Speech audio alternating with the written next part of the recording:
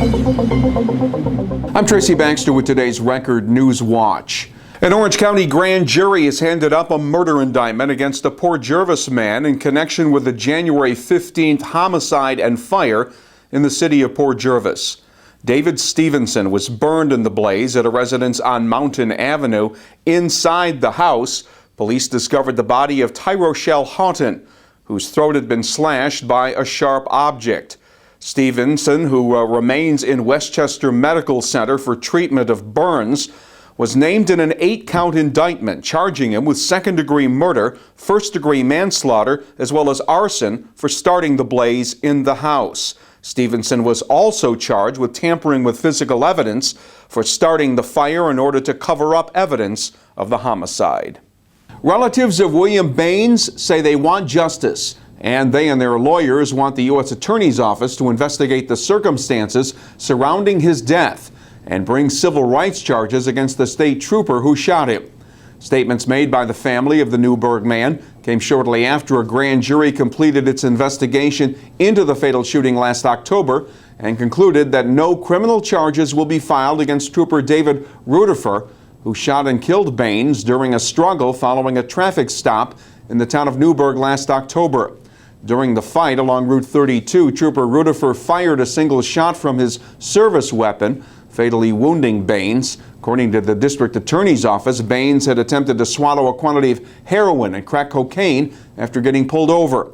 Attorney Derek Sells said the Baines family doesn't accept the grand jury's findings as the final word.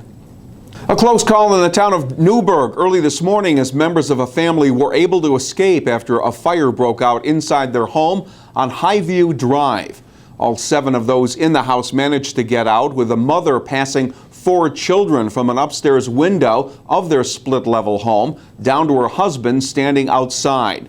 Cromer Valley Duty Fire Chief Jim Leghorn says it appears the fire began in the living room, with other sections of the residence sustaining smoke and water damage.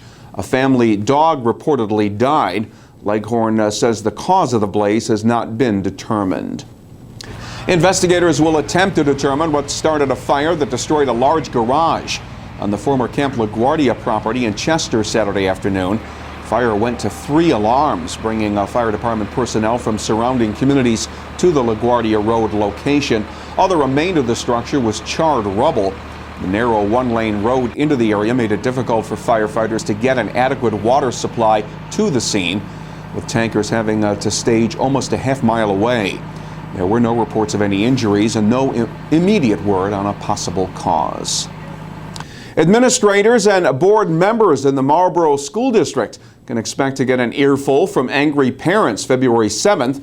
That's when the Board of Education is expected to vote on a plan to close both their Milton and Middle Hope elementary schools. Major reason behind the school board's impending closure plan is the bankruptcy of Dynegy, the owner of 2 power plants whose tax bills amount to roughly 40% of the district's annual tax collections. The closings of the Milton and Middle Hope schools would reportedly save the Marlboro district about $2 million and would be part of a cost savings plan to absorb the Dynegy tax financial loss. The resulting merger of students into Marlboro Elementary would also mean the loss of at least 31 district jobs. The numbers came as no real surprise to members of the Stewart Airport Commission. Today, the Port Authority of New York and New Jersey reported that passenger traffic at the Newburgh Area Air Facility declined by almost 12% last year. Combination of smaller planes and fewer airline routes, major factors there. Just under 365,000 air travelers used Stewart in 2012. That's down from about 414,000 in 2011.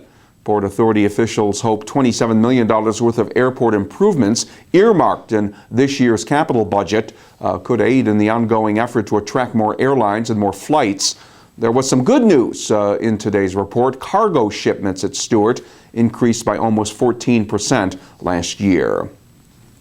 Officials in the Sullivan County Sheriff's Office say he has been a major heroin supplier, selling to customers from Wurtsboro to Livingston Manor. 24-year-old Jeremiah Herbert was wanted by the Sheriff's Narcotics Intelligence Unit, and officers say they interrupted Herbert during the middle of a drug sale in the parking lot of a gas station in Rock Hill. At the time of his arrest, Herbert, who was on parole, had about 240 bags of heroin in his possession with a street value of about $4,800. The sheriff's office has been targeting the problem of heroin sales in Sullivan County as the result of several recent heroin overdoses. It will be an economic shot in the arm for downtown Middletown. Officials gathered at Garcia's Supermarket on North Street to announce plans for renovations to a store that's been serving Middletown's Hispanic community for the past 14 years. Garcia's will invest $550,000 in the project that will also include creation of an eat-in restaurant.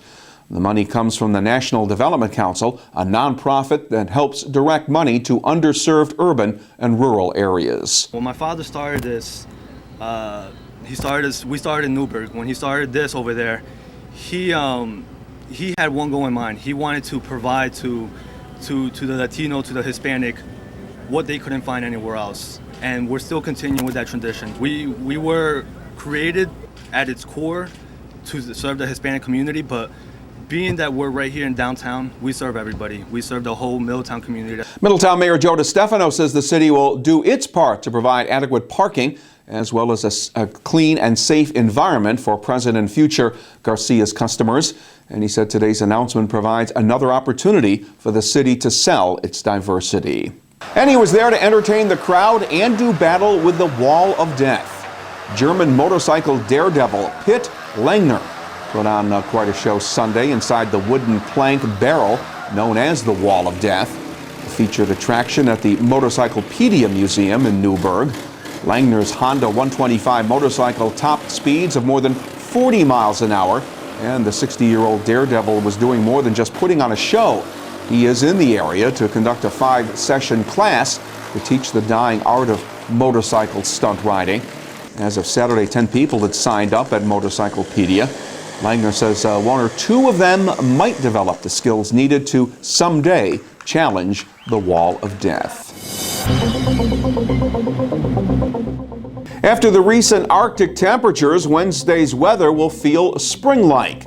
It'll be cloudy with periods of rain Wednesday, but it'll be milder with temperatures reaching the low to mid-50s. Thursday will be partly sunny, but colder with the highs around 40 degrees.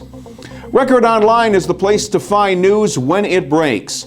And start your day with the news and information you need by reading the Times-Herald Record tomorrow morning. For Record Newswatch, I'm Tracy Baxter.